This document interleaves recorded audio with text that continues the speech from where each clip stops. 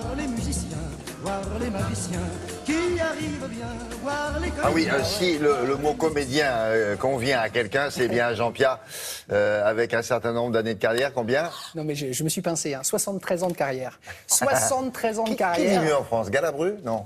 Alors, oh, pas loin, Galabru, il a 2 ans de plus. Il a 80, il va sur 94. Sinon, Jean-Pierre a eu 80. Champion du monde de la comédie, ces deux-là. Hein. Ah, complètement, complètement.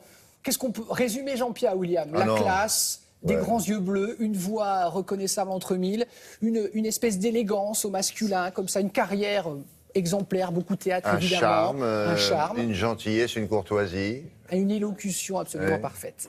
Il publie, Il ne faut pas qu'il écoute là, parce qu'après... Non. Vous avez raison. Oui. Regardez, il publie ses mémoires, William.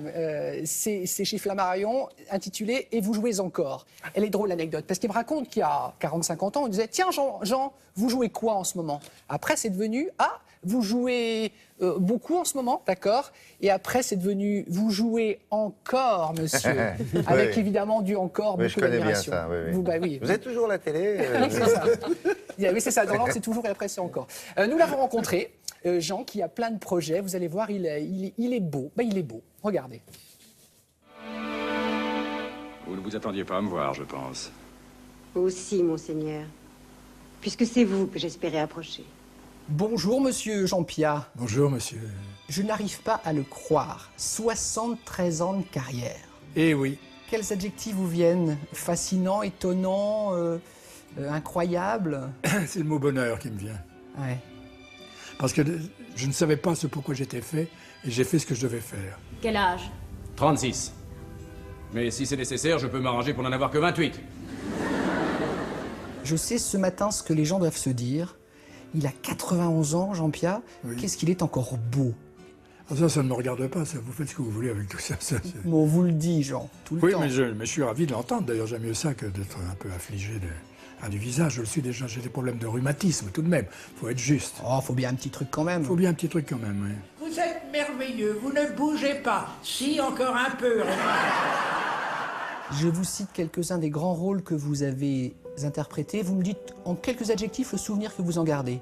Cyrano. C'est un héros extrêmement populaire, le héros au grand cœur, malheureux en amour, d'un esprit mordant, féroce.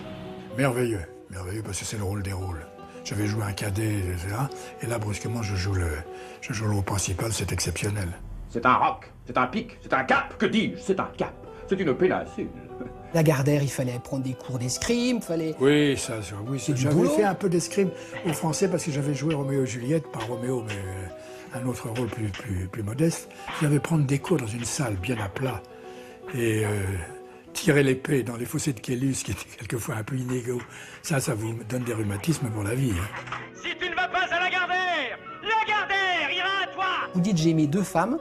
Quand on voit votre physique dans Lagardère ou dans Les Rois Maudits, il y a dû avoir des tentations, Jean, entre vous et moi. Ah bah bien sûr qu'il y a eu des tentations, bien sûr. Je n'ai rien à cacher, j'ai eu une vie normale, si vous voulez. Aimer 2 êtres, c'est pas tellement, au fond. Hein.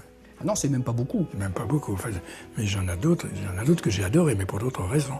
C'était plus mystique. Disons que c'était plus physique, quoi. Pourquoi ne m'as-tu pas tué? Parce qu'il y a mieux à faire avec toi, monseigneur. Vous serez dans quelques mois au théâtre. Mais j'espère, je touche du bois. Toucher du singe. Très volontiers. Vous redoutez, Jean, le jour où vous ne jouerez plus au théâtre, on va vous dire oui. Il faut arrêter. Oui, parce que, vous savez, c'est quoi un public? Guitry disait c'est votre pays, c'est un pays. Et c'est vrai, que jouer la comédie devant un public, c'est jouer la comédie devant son pays. Et c'est ça qui vous manque. Comment se passer de cette rencontre amicale qui a lieu tous les soirs en se disant on apporte quelque chose à son pays. On l'émeut, on le fait rire. Pensez à cette remarque de Jean Gabin. Passé un certain âge, pour avoir l'air frais, faut venir du dehors. C'est se dire la conversation va s'interrompre. Et ça, c'est difficile. Oubliez cette réflexion de François Mauriac. Ce n'est pas parce qu'on a un pied dans la tombe qu'il faut se laisser marcher sur l'eau. Merci, Jean. C'est moi. Rendez-vous donc en janvier? Si Dieu le veut, autour du 20 janvier, oui. Bon, mais il a intérêt à le vouloir. Hein. Ça dépend de lui. J'ai pas de coup de téléphone à donner. Ou alors, si on donne un coup de téléphone, on n'est pas sûr d'être bien sûr. Merci beaucoup. Évidemment. On va proposer à Jean-Pierre d'envoyer un tweet à Dieu. Hein, ça va être simple. J'ai le temps. Oui, oui. Donc sur scène à partir du 20 janvier, William, l'adaptation de son livre. Donc ses mémoires que vous allez pouvoir découvrir avec beaucoup de bonheur, c'est bien écrit évidemment. Sur scène, il livrera ses souvenirs à partir du 20 janvier. On en reparlera bien évidemment Bien sûr. dans cette émission. Merci beaucoup, madame, monsieur.